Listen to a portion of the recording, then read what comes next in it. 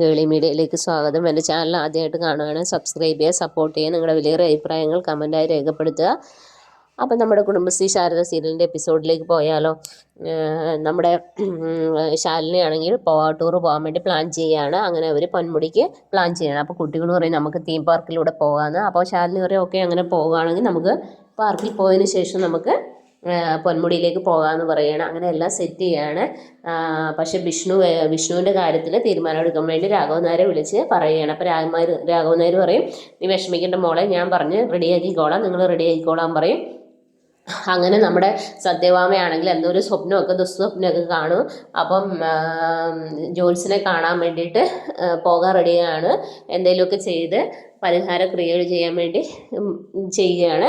പിന്നീടാണെങ്കിൽ നമ്മുടെ ആ വിഷ്ണുവിൻ്റെ വണ്ടിയിൽ കയറിയ അച്ഛനും മകളും ആണെങ്കിൽ ആ മകളുടെ കല്യാണത്തിന് വേണ്ടി സ്വർണം എടുത്തത് ഈ വിഷ്ണുവിൻ്റെ വണ്ടിയിൽ വെച്ച് മറന്നു പോവുകയാണ്. അങ്ങനെ പിറ്റേ ദിവസം രാവിലെ ജ്വല്ലറി ചെന്ന് ചോദിക്കുക. അപ്പോൾ അവർ പറയും കേസ് കൊടുക്കാൻ പറയും. അങ്ങനെ അപ്പോൾ അവർ പറയും CCTV നോക്കി ആ ഓട്ടോയുടെ നമ്പർ കിട്ടില്ല, അതൊന്നും പറഞ്ഞു തരാൻ പറയും. അപ്പോൾ അയാൾ പറയും അങ്ങനെ പറ്റില്ല, നിങ്ങൾ ആദ്യം കേസ് കൊടുക്കുക, പോലീസ് അന്വേഷിച്ചോളൂ എന്ന് പറയും. അങ്ങനെ അവർ പോലീസ് സ്റ്റേഷനിലേക്ക് ചെല്ലുകയാണ്. അങ്ങനെ കാര്യങ്ങളെല്ലാം പറയുകയാണ്. കാര്യങ്ങളെല്ലാം പറഞ്ഞ് റെഡിയാക്കുകയാണ്. അപ്പോൾ അന്വേഷിച്ച് ചെന്നെത്തുന്നത് നമ്മുടെ വിഷ്ണുവിൻ്റെ ഓട്ടോയിലായിരിക്കും. വിഷ്ണുവൊക്കെ ആണെങ്കിൽ കുഞ്ഞുങ്ങളുമായിട്ട് കാറിൽ യാത്ര പുറപ്പെടുകയാണ്. വളരെ സന്തോഷത്തോടു കൂടി അവരങ്ങ് പോവുകയാണ്. അപ്പം മിക്കവാറും വിഷ്ണുവിനെ പോലീസ് പിടിക്കാൻ ചാൻസ് ഉണ്ട്. കാരണം കേസ് കൊടുത്തിരിക്കുകയാണല്ലോ, വിഷ്ണു സ്വർണം എടുത്തു എന്നുള്ള രീതിയിൽ തന്നെ ആയിരിക്കും വരാൻ പോകുന്നത്.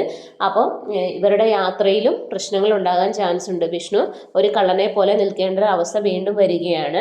ഇതേ സമയത്താണെങ്കിൽ അനൂപാണെങ്കിൽ നമ്മുടെ നൂറിനെ വിളിച്ചിട്ട് രജിസ്ട്രേഷന് 11 മണിയാണ്, അപ്പം നീ ഇറങ്ങി വരാനൊക്കെ പറയും. അപ്പം നൂറ് ചോദിക്കും എന്തെങ്കിലും പ്രശ്നങ്ങൾ ഉണ്ടാവുമോ എന്ന് ചോദിക്കും. അപ്പം നമ്മുടെ അനൂപ് പറയും വേറെ പ്രശ്നങ്ങളൊന്നുമില്ല, നീ എങ്ങനെയെങ്കിലും ഇറങ്ങി വരാൻ പറയും.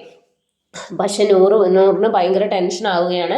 അങ്ങനെ നൂറ് ഫോൺ വിളിച്ച് വെക്കുക. ഇറങ്ങാൻ സമയത്ത് ഈ നസീറിൻ്റെ ബാപ്പ ഇത് കാണും. അങ്ങനെ നസീറിൻ്റെ ബാപ്പ അവിടെ കട്ടിലേക്ക് തള്ളിയിട്ടിട്ട് ഡോർ ലോക്ക് ചെയ്യാണ്.